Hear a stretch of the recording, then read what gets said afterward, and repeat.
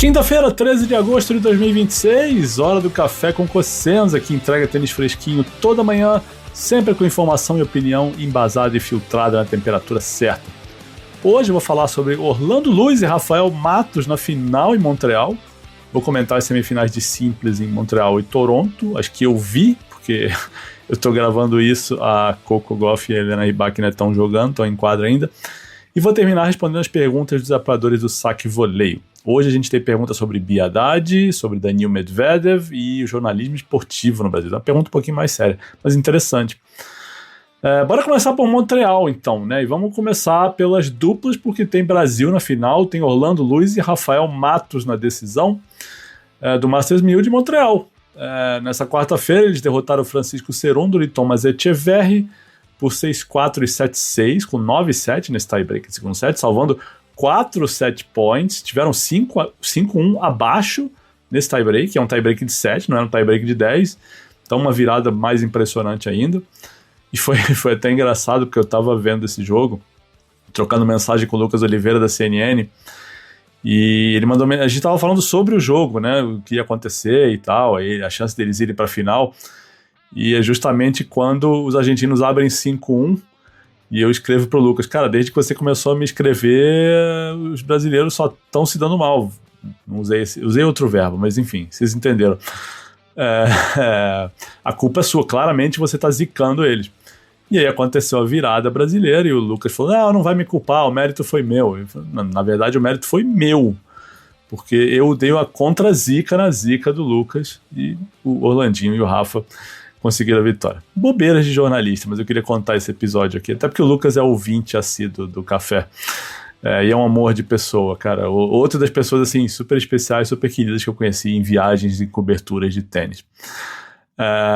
Mas, enfim, Orlandinho e Rafa vão pegar Marcelo Arévalo e Mate Pavic, que são os cabeças 3.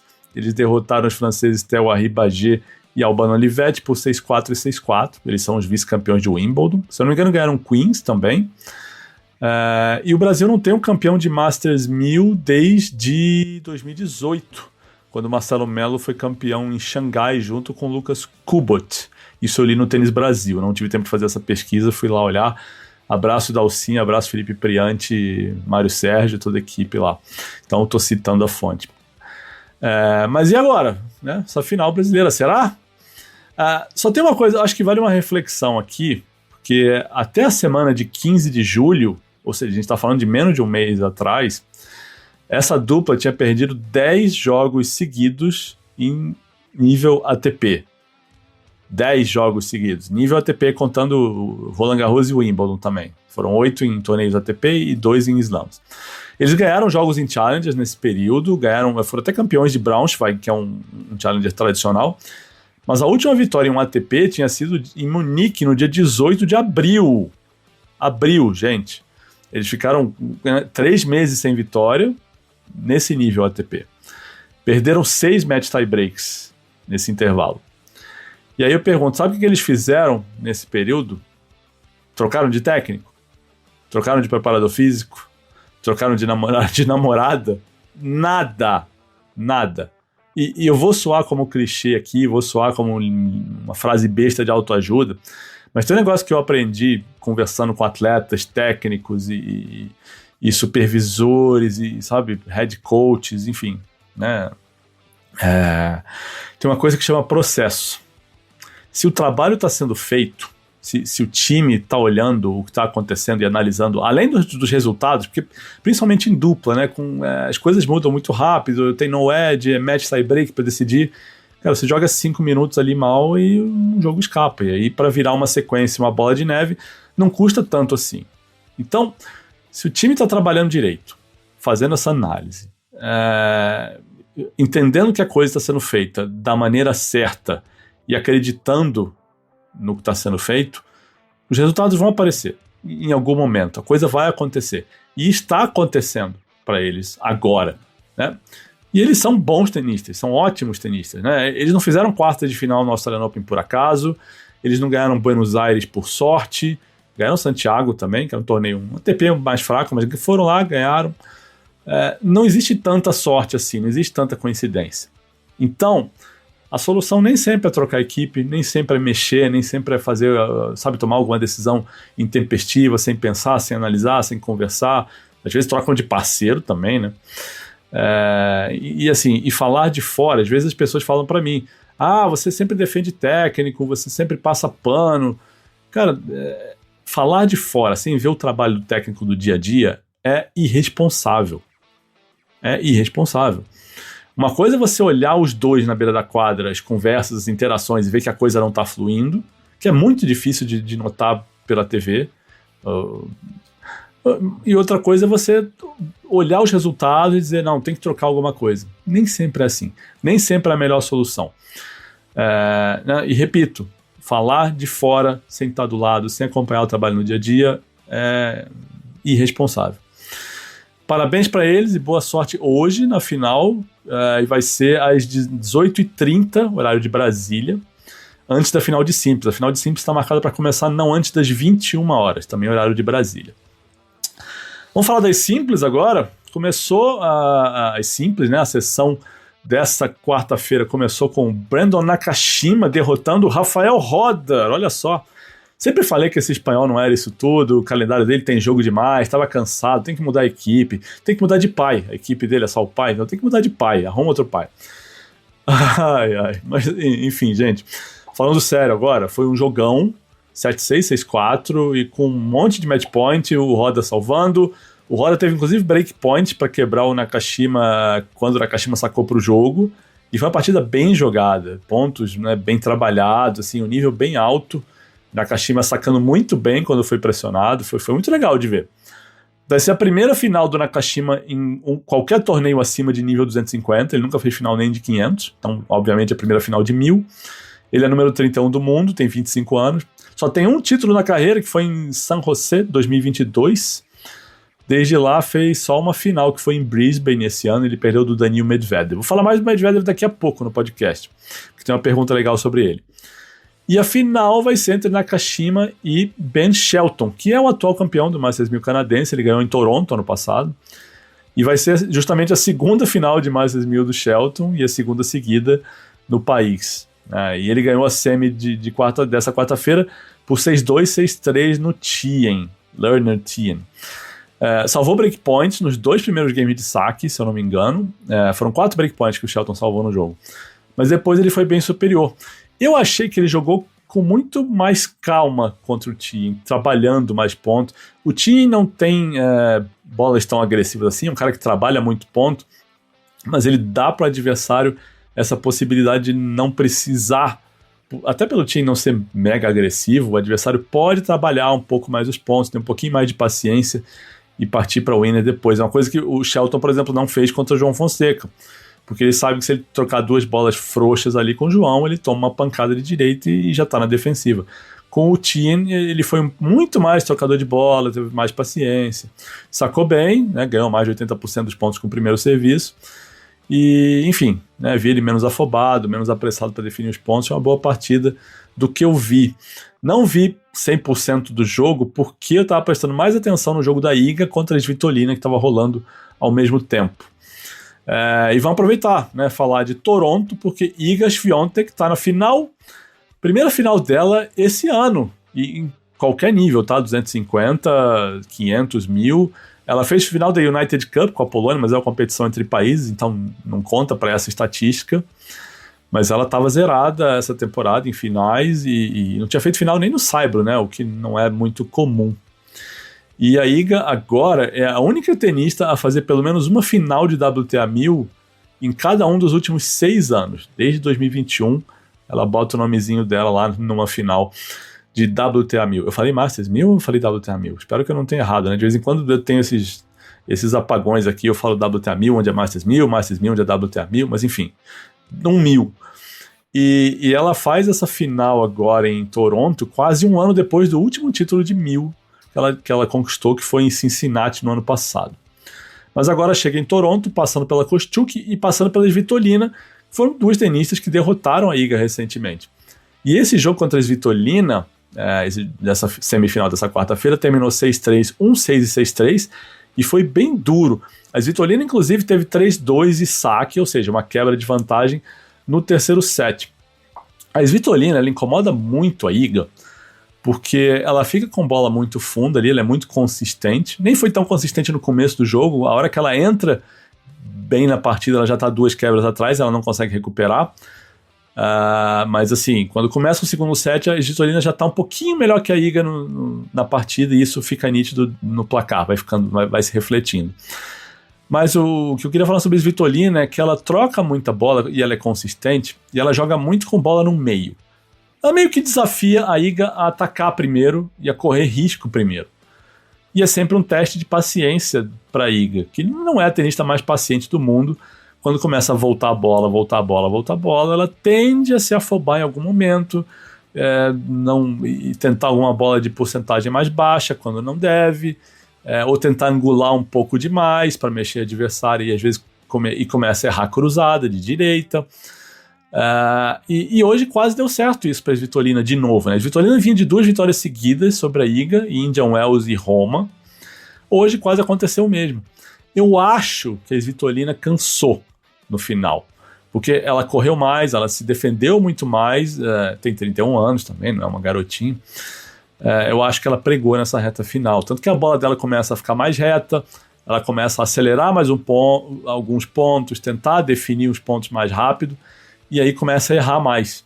E quando ela começa a errar mais, é uma combinação ruim contra a Iga, né? Porque meio que vira a história do jogo, né? A Iga pode ser agressiva, mas sem correr tanto risco, porque a Svitolina está errando.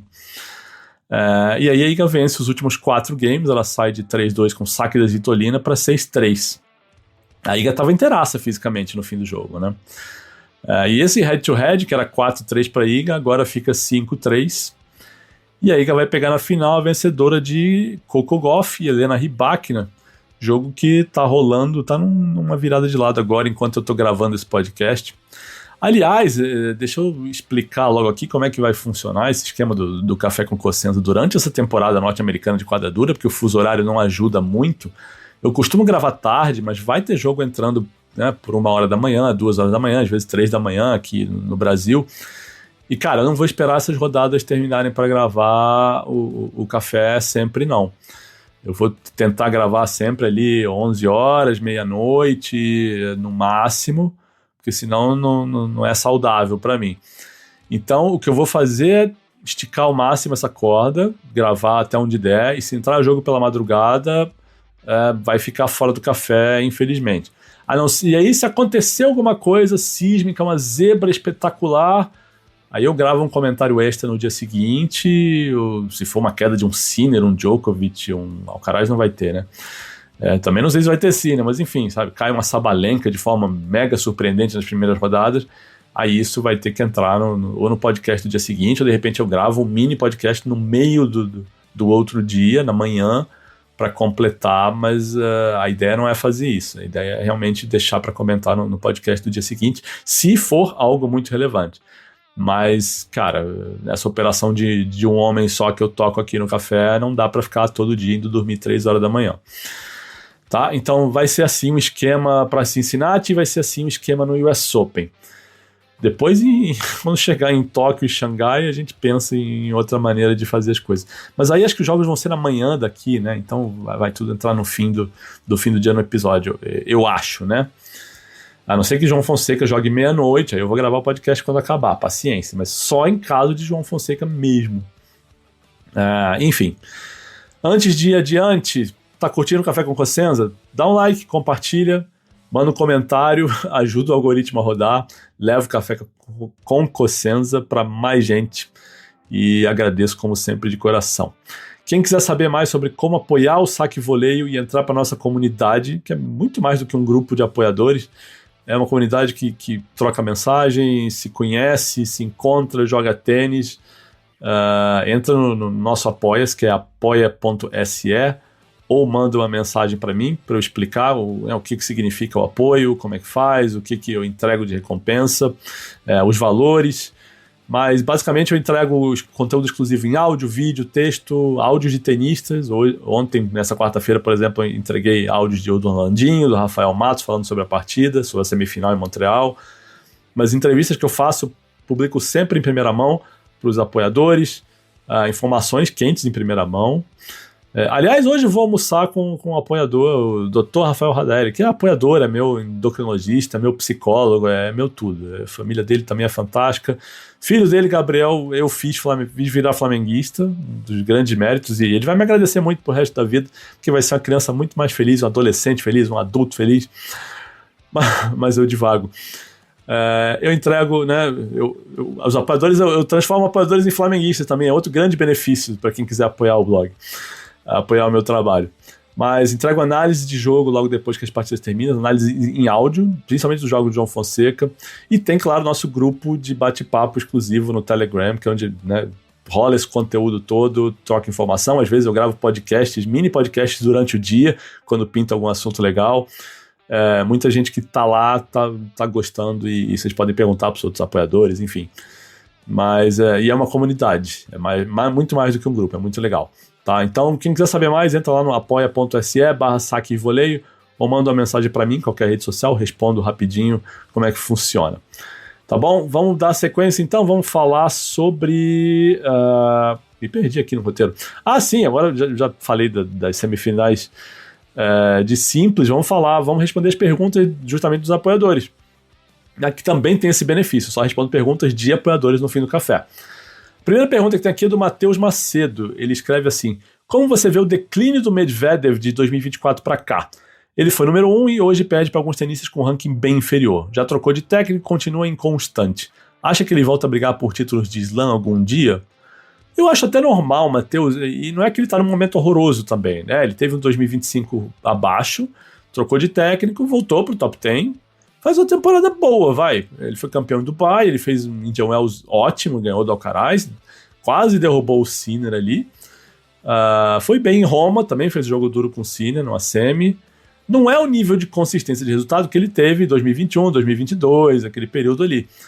Mas não acho também que seja normal esperar isso de um cara por 4, 5 anos, 6 anos seguidos. É raro isso, né? E a gente... se parar para pensar, os caras mais consistentes, assim, se a gente tirar o Big 3, Big 4, que ali, né, passaram anos e anos brigando pelos primeiros lugares, se a gente tirar esse grupo, quem são os caras que ficaram muito tempo? O Ferrer, o Berdych, mas também não era esse nível Medvedev de ser número 1, 2, 3 do mundo, sabe? Ferrer e Berdych ficava ali 4, 5, 6, não era esse nível Medvedev. Então eu acho difícil, né? Eu acho até injusto exigir desses caras esse nível de consistência. Para mim, o que tá acontecendo com ele agora é super normal, né? De estar ali meio que correndo por fora, um pouquinho fora dos holofotes, ou menos nos holofotes do que já esteve, mas um cara perigoso que na semana certa faz o que fez em Indian Wells ou em Roma. O Wanderson Ferreira mandou pelo Instagram. Ele pergunta assim: quando após uma derrota João Fonseca fala em treinar mais, me parece algo de um atleta aprendendo a falar o que o torcedor quer ouvir. Por outro lado, diria que a Bia, em boa parte dos últimos anos, teve boas análises sobre seu jogo, mas dificuldade em aplicar, a ponto de as análises virarem desculpas pela repetição. Pelo que você conhece, a média dos tenistas molda suas falas pela reação que espera receber, ou eles costumam ser mais francos com suas observações? Eu gosto de pensar que eles são francos, Wanderson. É óbvio que ninguém abre o jogo sobre tudo, né? Escondem lesões, porque não vai dar pista para adversário durante o torneio, deixam de mencionar alguma coisa mais específica, algo que está incomodando, algum ponto fraco, porque, né, durante o torneio isso dá pista para o inimigo. Mas eu não vejo ninguém muito preocupado em dizer o que a torcida vai gostar de ouvir. A torcida entre aspas, né? Acho até que a Bia deu algumas declarações nesse sentido, de tipo, dar satisfação, de se explicar. Teve uma delas, se eu não me engano, depois de perder na primeira rodada de Australian Open. Mas, de modo geral, eles falam o que eles aprendem a falar. E isso varia muito de atleta para atleta. Alguns tenistas são mais bem orientados e aprendem a falar o que as pessoas querem ouvir. E quando eu digo as pessoas querem ouvir, não é falar para agradar pessoas, mas falar coisas que são mais importantes sobre a partida, coisas que são mais relevantes. Outros nem tanto, aí você tem umas declarações pós-jogo muito vazias, né? Tenista que só descreve o que aconteceu no jogo, não fala nada demais, não dá um detalhe. Então, conteúdo que não agrega em nada. Mas aí não é por não querer falar, é por nunca ter aprendido a dar uma entrevista pós-jogo interessante, é por nunca ter trabalhado com alguém que chegou para ele e falou: cara, essa sua entrevista aqui não serve para ninguém, ninguém vai usar isso aqui. Você precisa falar mais isso aqui, passa como é que foram suas sensações. Descrever o que aconteceu no jogo não ajuda muito. E tem jogador que faz isso. Então, por isso que acho que é importante a gente ter um entrevistador bom depois do jogo, porque o entrevistador tem o feeling do que aconteceu na quadra, do que precisa perguntar, da dúvida que o espectador tem. Então é importante a função do jornalista, né, nesse momento, de saber tirar algo do atleta. Mas eu não acho que eles falam para o que as outras pessoas esperam ouvir. Não no sentido de o que as pessoas esperam ouvir. Talvez falem como as pessoas querem ouvir, o que é ótimo, né? Se você pega Federer, Nadal e Djokovic, são aulas de entrevistas pós-jogo, né? Em como falar, o que falam, o nível de detalhe de certas coisas. Pô, os caras são brilhantes, né? Não são só privilegiados tenisticamente. E a última pergunta que tem aqui é do Luiz Bertolo. Ele escreve assim: no âmbito do jornalismo esportivo, você conseguiria mensurar o impacto, por exemplo, dessa pausa da Bia no meio jornalístico? Pergunto porque imagino que existe um ecossistema em volta de jogadores especiais como o João e a Bia, que geram muitos empregos e oportunidades, e quando acontece algo como o exemplo da Bia, não sei se seria possível medir esse impacto. E você enxerga um risco para o futuro do jornalismo esportivo, especificamente no tênis, devido a uma falta de safra, bem entre aspas, de bons jogadores?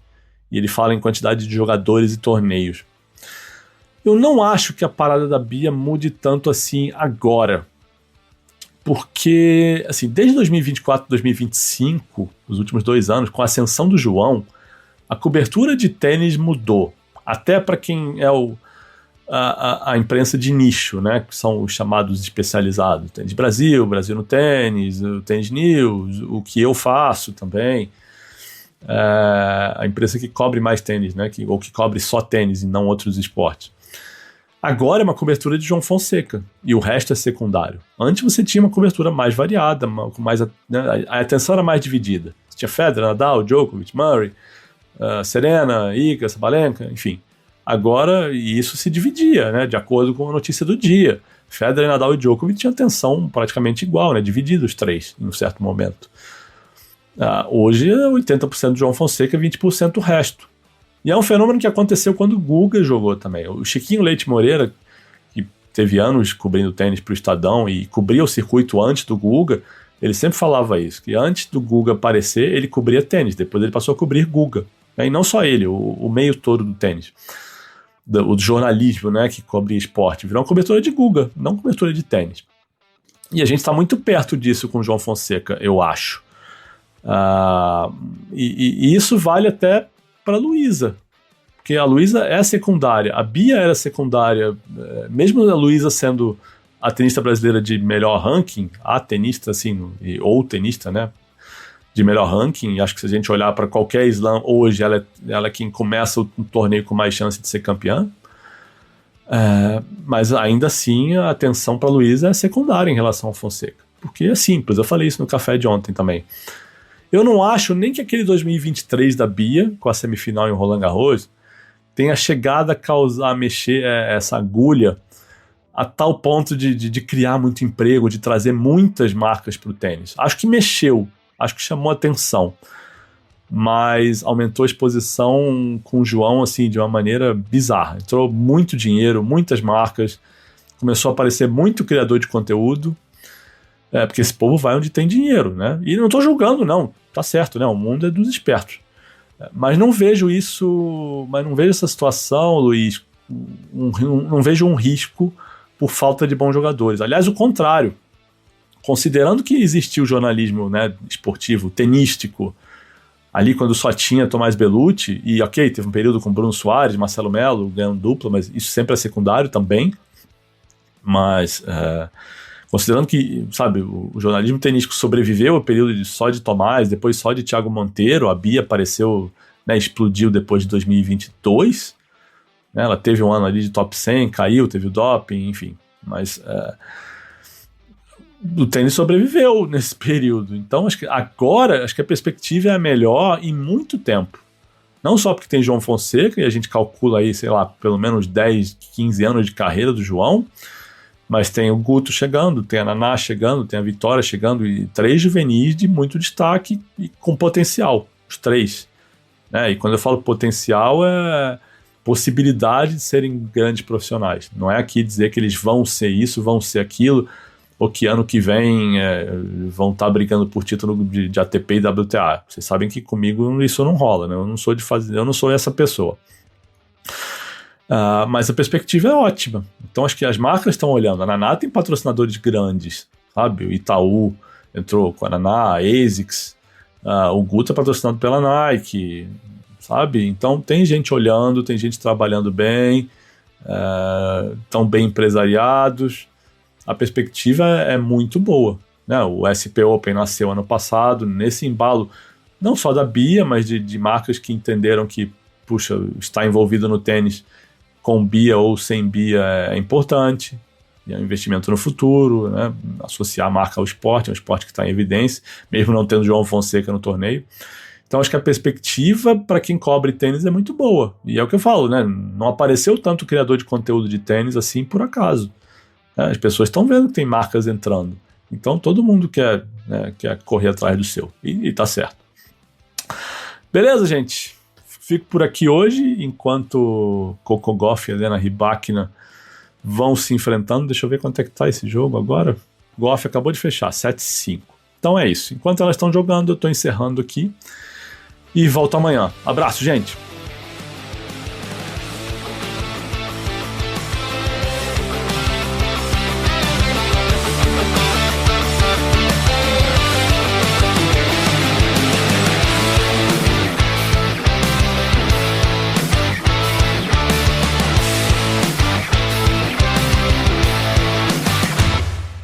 Inscreva-se no canal e dê o like.